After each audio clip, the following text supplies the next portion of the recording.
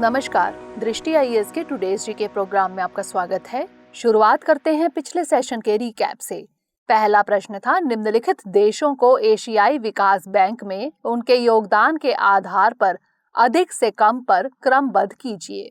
1 Japan, 2 चीन, 3 Bharat, 4 Australia. निम्नलिखित कूट का प्रयोग कर सही उत्तर दीजिए। इसका सही जवाब था 1, 2, 3 और 4। अगला प्रश्न था, वैगनर समूह निम्नलिखित में से किस देश की निजी सैन्य कंपनी है? इसका सही जवाब था रूस। अगला प्रश्न था, इलेक्टोरल बॉन्ड के संदर्भ में निम्नलिखित कथनों पर विचार कीजिए। 1, इन्हें 1000, 10,000, 1 लाख, 10 लाख या 1 करोड़ रुपए के गुणकों में अधिकतम सीमा के साथ जारी किया जा सकता है। 2, स्टेट बैंक ऑफ इंडिया को इन बॉन्ड को जारी करने और इन कैश करने के लिए प्राधिकृत किया गया है। 3, ये बॉन्ड जारी होने के बाद से 15 दिनों के लिए ही वैध माने जाते हैं। उपर्युक्त में से कौन सा यहाँ से कथन सही है या फिर है? इसका सही जवाब था केवल 2 और 3। अगला प्रश्न था, मैनुअल स्कैवेंजिंग यानी हाथ से मैला ढुलाई की प्रथा के संदर्भ में निम्नलिखित कथनों पर विचार कीजिए। 1, यह प्रथा मूल अधिकारों का उल्लंघन है। 2, भारत में मैनुअल स्कैवेंजिंग में किसी भी व्यक्ति के नियोजन पर प्रतिबंध है। उपर्युक्त में से कौन सा यहाँ से कथन सही है या फिर है? इसका सही जवाब था 1 और 2 दोनों। अगला प्रश्न था, कलिंगा स्थापत्य के संदर्भ में निम्नलिखित कथनों पर विचार कीजिए। 1, मंदिर स्थापत्य की कलिंगा शैली नागर शैली का हिस्सा है। 2, मंदिर के सभागृह को जगमोहन कहा जाता है। उपर्युक्त में से कौन सा यहाँ से कथन सही है या फिर है? इसका सही जवाब था 1 और 2 दोनों। अगला प्रश्न था, निम्नलिखित में से कौन सा जहाज टॉल शिप रेस 2022 में भाग लेने जा रहा है? इसका सही जवाब था INS तरंगिनी। अगला प्रश्न था, प्रधानमंत्री गरीब कल्याण अन्न योजना के संबंध में निम्नलिखित कथनों पर विचार करें। 1, NFSA के तहत खाद्यान्न के सामान्य कोटे के अलावा हर परिवार को प्रति माह 5 किलो मुफ्त राशन प्रदान किया जाएगा। 2, यह विश्व का सबसे बड़ा खाद्य सुरक्षा कार्यक्रम है। उपर्युक्त कथनों में से कौन सा यहाँ से सही है या फिर है? इसका सही जवाब था केवल 2। अगला प्रश्न था, IPCC की वर्किंग ग्रुप 3 रिपोर्ट के निष्कर्षों के संबंध में निम्नलिखित कथनों पर विचार करें। 1, शीर्ष 10% आय वाले परिवारों का GHG उत्सर्जन में 36 से 45% का योगदान है। 2, 2010 से 2019 के बीच सौर ऊर्जा, पवन ऊर्जा और लिथियम आयन बैटरी की यूनिट कॉस्ट में निरंतर कमी आई है। उपर्युक्त कथनों में से कौन सा यहाँ से सही है या फिर है? इसका सही जवाब था 1 और 2 दोनों। अगला प्रश्न था, निम्नलिखित कथनों पर विचार कीजिए। 1, अधिकांश वर्षों में भारत के पास व्यापार खाते और चालू खाते दोनों में सरप्लस की स्थिति थी। 2, आमतौर पर भारत के पूंजी खाते में घाटा देखा जाता है। उपर्युक्त कथनों में से कौन सा यहाँ से सही है या फिर है? इसका सही जवाब था ना तो 1 और ना ही 2। अंतिम प्रश्न था, कोविड-19 के XE संस्करण के संबंध में निम्नलिखित कथनों पर विचार करें। 1, इसे पहली बार यूनाइटेड किंगडम में खोजा गया था। 2, इसे BA.1 के साथ साथ ओमिक्रॉन की BA.2 किस्मों में पाए जाने वाले उत्परिवर्तन यानी म्यूटेशन भी शामिल हैं। उपर्युक्त कथनों में से कौन सा यहाँ से सही है या फिर है? इसका सही जवाब था 1 और 2 दोनों। शुरुआत करते हैं आज के सेशन की। सबसे पहले देखेंगे अभ्यास प्रश्न। बाबू जगजीवन राम के संदर्भ में निम्नलिखित कथनों पर विचार कीजिए। 1, वह भारतीय राष्ट्रीय कांग्रेस के सदस्य रहे। 2, होमंड आयोग के सामने उन्होंने पहली बार दलितों के मताधिकार की मांग रखी। उपर्युक्त में से कौन सा यहाँ से कथन सही है या फिर है? केवल 1, केवल 2, 1 और 2 दोनों, या फिर ना तो 1 और ना ही 2। इसका सही जवाब है ऑप्शन C, 1 और 2 दोनों, यानी दोनों कथन सही हैं। प्रधानमंत्री ने स्वतंत्रता सेनानी बाबू जगजीवन राम जी की 115वीं जयंती पर उन्हें श्रद्धांजलि दी। जगजीवन राम जी एक राष्ट्रीय नेता, स्वतंत्रता सेनानी, समाज सेवक और वंचित वर्ग के नेता थे। वह 1931 में कांग्रेस के सदस्य बने, इसलिए पहला कथन सही है।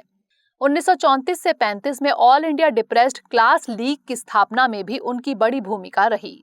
1935 में हिंदू महासभा के एक सत्र में उन्होंने अस्पृश्य लोगों के लिए कुओं और मंदिरों के इस्तेमाल की मांग रखी। 1935 में रांची में उन्होंने होमंड आयोग के सामने पहली बार दलितों के मताधिकार की मांग रखी, इसलिए दूसरा कथन भी सही है। तो इस तरह इस प्रश्न का सही जवाब ऑप्शन C, 1 और 2 दोनों।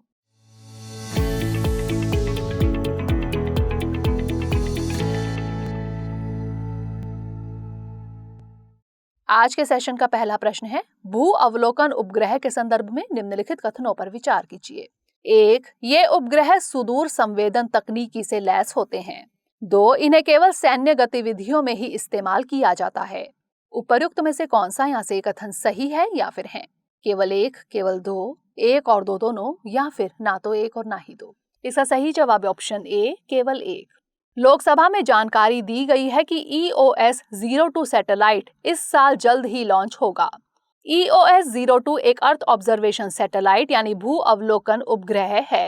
अर्थ ऑब्जर्वेशन सैटेलाइट सुदूर संवेदन तकनीकी यानी रिमोट सेंसिंग टेक्नोलॉजी से लैस होते हैं, इसलिए पहला कथन सही है। यहाँ भू अवलोकन का मतलब है पृथ्वी के भौतिक, रासायनिक और जैविक तंत्र के बारे में जानकारी जुटाना। इस तरह के कुछ उपग्रह सन सिंक्रोनस ऑर्बिट में भी भेजे जाते हैं।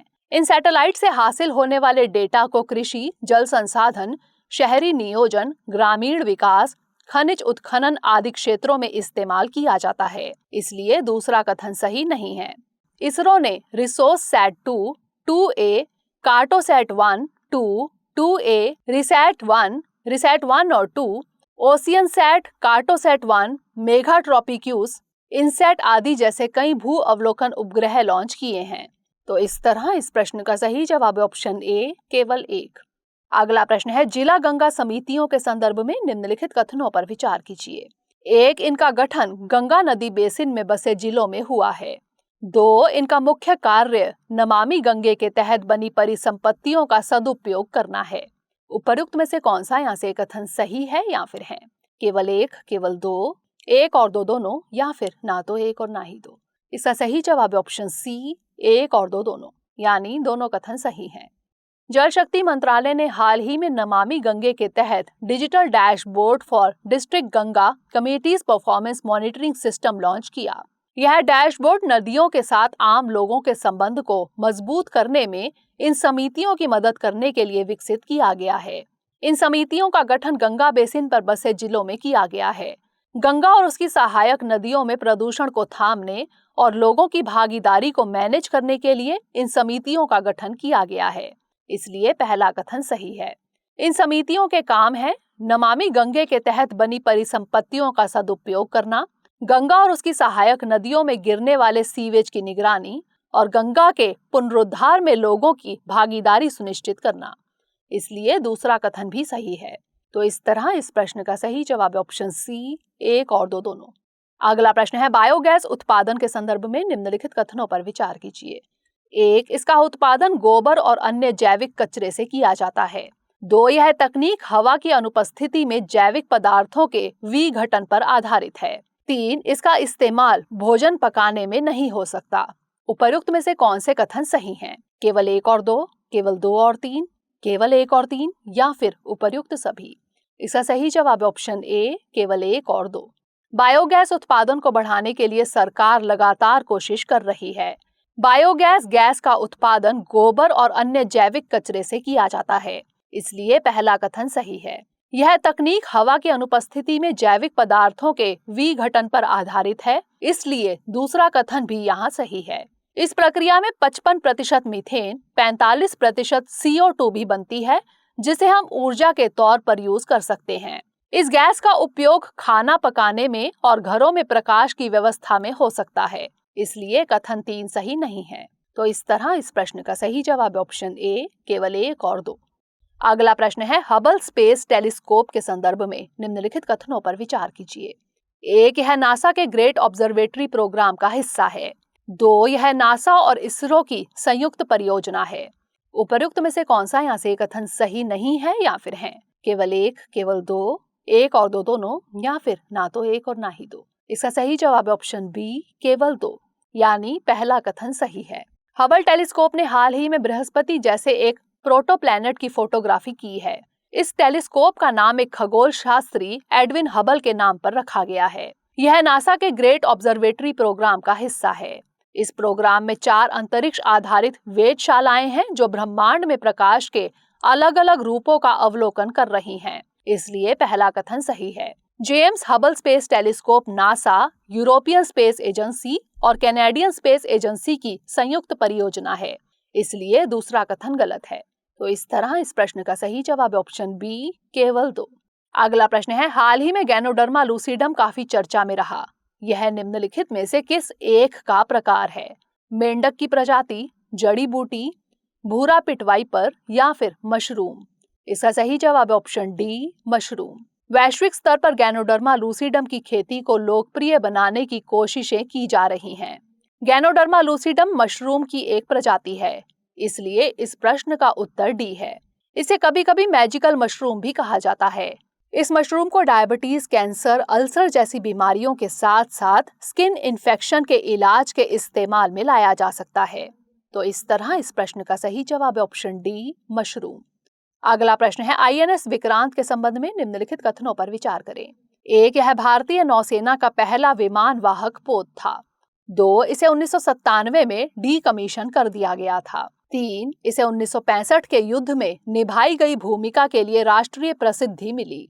उपयुक्त कथनों में से कौन सा यहाँ से सही है या फिर है? केवल 1 और 2, केवल 1 और 3, केवल 3 या फिर केवल 1? इसका सही जवाब ऑप्शन ए, केवल 1 और 2। मुंबई पुलिस ने आईएनएस विक्रांत की बहाली के लिए धन की हेराफेरी का मामला दर्ज किया है। आईएनएस विक्रांत भारतीय नौसेना का पहला विमान वाहक पोत था। इसे 1971 के समय बांग्लादेश की आजादी के दौरान निभाई गई भूमिका के लिए राष्ट्रीय प्रसिद्धि मिली थी। इसे 1997 में डीकमीशन कर दिया गया था। वर्ष 2013 में जहाज को स्क्रैप करने का निर्णय लिया गया क्योंकि इसका रख रखाव बहुत मुश्किल हो गया था। 2014 में जहाज को ऑनलाइन नीलामी में बेच दिया गया था। तो इस तरह इस प्रश्न का सही जवाब ऑप्शन ए, केवल 1 और 2। अगला प्रश्न है, भारतीय विशिष्ट पहचान प्राधिकरण यानी UIDAI के संबंध में निम्नलिखित कथनों पर विचार करें। 1, यह एक सांविधिक प्राधिकरण है। 2, यह सोसाइटी पंजीकरण अधिनियम 1860 के प्रावधानों के तहत स्थापित किया गया है। 3, एक वैधानिक प्राधिकरण के रूप में स्थापित होने से पहले यह तत्कालीन योजना आयोग के एक संलग्न कार्यालय के रूप में कार्य कर रहा था। उपयुक्त कथनों में से कौन सा यहाँ से सही है या फिर है? केवल 1 और 2, केवल 2 और 3, केवल 1 और 3 या फिर केवल 1? इसका सही जवाब ऑप्शन सी, केवल 1 और 3। हाल ही में CAG ने दोषपूर्ण डेटा प्रबंधन के लिए भारतीय विशिष्ट पहचान प्राधिकरण यानी UIDAI की खिंचाई की है। भारतीय विशिष्ट पहचान प्राधिकरण यानी UIDAI एक वैधानिक प्राधिकरण है, इसलिए कथन 1 सही है। इसे आधार अधिनियम 2016 के प्रावधानों के तहत स्थापित किया गया था, इसलिए कथन 2 सही नहीं है। यह इलेक्ट्रॉनिक्स और सूचना प्रौद्योगिकी मंत्रालय यानी मेटी के तत्वाधान में काम करता है। यह भारत के सभी निवासियों के लिए आधार नामक विशिष्ट पहचान संख्या यानी UID जारी करने के लिए बनाया गया था। UIDAI सांविधिक प्राधिकरण के रूप में स्थापित होने से पहले तत्कालीन योजना आयोग, अब नीति आयोग के एक संलग्न कार्यालय के रूप में काम कर रहा था, इसलिए कथन 3 सही है। तो इस तरह इस प्रश्न का सही जवाब ऑप्शन सी, केवल 1 और 3 सही है। अगला प्रश्न है, संयुक्त राष्ट्र मानवाधिकार परिषद के संबंध में निम्नलिखित कथनों पर विचार करें। 1, इसे 2006 में संयुक्त राष्ट्र महासभा यानी UNGA द्वारा बनाया गया था। 2, इसके सदस्य 3 साल तक सेवा करते हैं और लगातार 2 कार्यकालों की सेवा के बाद तत्काल पुनः चुनाव के लिए पात्र नहीं होते हैं। उपयुक्त कथनों में से कौन सा यहाँ से सही है या फिर है? केवल 1, केवल 2, 1 और 2 दोनों या फिर ना तो 1 और ना ही 2? इसका सही जवाब ऑप्शन सी, 1 और 2 दोनों, यानी दोनों कथन सही हैं। हाल ही में संयुक्त राष्ट्र मानवाधिकार परिषद से रूस को निलंबित कर दिया गया। संयुक्त राष्ट्र मानवाधिकार परिषद संयुक्त राष्ट्र प्रणाली के भीतर एक अंतर सरकारी निकाय है। यह दुनिया भर में मानवाधिकारों के प्रचार और संरक्षण को मजबूत करने के लिए जिम्मेदार है। इसने पहले से कार्यरत UN commission on human rights का स्थान लिया। इसे 15 मार्च 2006 को UNGA द्वारा बनाया गया था, इसलिए पहला कथन सही है। यह संयुक्त राष्ट्र के 47 सदस्य देशों से बना है, जो संयुक्त राष्ट्र महासभा में प्रत्यक्ष और गुप्त मतदान के जरिए बहुमत से चुने जाते हैं। सदस्य 3 साल तक सेवा करते हैं और लगातार 2 कार्यकालों की सेवा के बाद तत्काल पुनः चुनाव के लिए पात्र नहीं है, इसलिए कथन 2 भी सही है। तो इस तरह इस प्रश्न का सही जवाब ऑप्शन सी, 1 और 2 दोनों। अगला प्रश्न है, संपीड़ित प्राकृतिक गैस यानी CNG के संबंध में निम्नलिखित कथनों पर विचार कीजिए। 1, यह एक स्वच्छ, गंधहीन और गैर क्षयकारी गैस है। 2 वाहनों में इसका उपयोग केवल गैसीय रूप में ही किया जा सकता है। उपर्युक्त कथनों में से कौन सा यहाँ से सही नहीं है या फिर है? केवल 1, केवल 2, 1 और 2 दोनों, या फिर ना तो 1 और ना ही 2। इसका सही जवाब है ऑप्शन बी, केवल 2, यानी पहला कथन सही है। काले और पीले रंग के टैक्सी चालकों ने सीएनजी की बढ़ती कीमतों का हवाला देते हुए बेस फेयर में बढ़ोतरी की मांग की है। संपीड़ित प्राकृतिक गैस यानी सीएनजी अत्यधिक दबाव से बना एक तरल है। यह एक स्वच्छ, गंधहीन और गैर क्षयकारी गैस है। यह वाहनों के लिए उपयोगी पारंपरिक पेट्रोल और डीजल ईंधन की तुलना में अधिक सस्ता, हरित और बेहतर विकल्प है। ज्यादातर मीथेन गैस, जो गैसोलीन की तरह हवा के साथ मिश्रित होने पर इंजन की शक्ति पैदा करती है।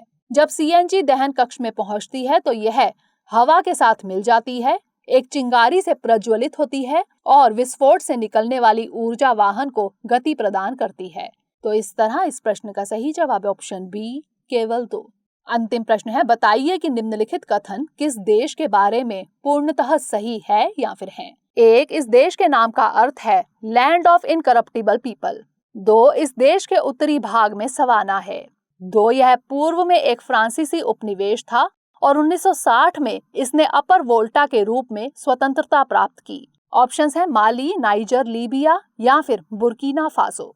इसका सही जवाब है option D, Burkina Faso. Thomas Shankara हत्याकांड में बुर्किना फासो के पूर्व राष्ट्रपति ब्लेस कॉम्पाओरे को उम्र कैद की सजा सुनाई गई है। बुर्किना फासो पहले फ्रांसीसी उपनिवेश रह चुका है। इसे 1960 में अपर वोल्टा के रूप में स्वतंत्रता मिली थी। बुर्किना फासो नाम का अर्थ है लैंड ऑफ इनकरप्टिबल पीपल। इसकी राजधानी ओगाडोगो है, जो देश के मध्य में स्थित है। यह उत्तर और पश्चिम में माली, उत्तर पूर्व में नाइजर, दक्षिण पूर्व में बेनिन और दक्षिण में कोटे डी आइवर, घाना और टोगो से घिरा है। देश के उत्तरी भाग में सवाना है, जिसमें कांटेदार झाड़ियां और छोटे पेड़ हैं, इसलिए विकल्प डी सही है। तो इस तरह इस प्रश्न का सही जवाब है ऑप्शन डी, बुर्किना फासो। अब नोट कर लेते हैं आज का अभ्यास प्रश्न।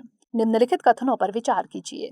1, PMMY प्रधानमंत्री मुद्रा योजना को 2015 में लॉन्च किया गया। 2, मुद्रा भारत सरकार द्वारा स्थापित एक वित्तीय संस्थान है। 3, मुद्रा माइक्रो एंटरप्रेन्योर्स यानी सूक्ष्म एंटरप्रेन्योर्स व्यक्तिगत को सीधे उधार दिया जाता है। उपर्युक्त में से कौन सा यहाँ से कथन सही है या फिर है?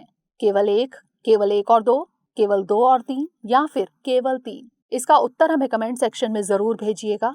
अगले सेशन में नए प्रश्नों के साथ मिलेंगे। तब तक के लिए धन्यवाद।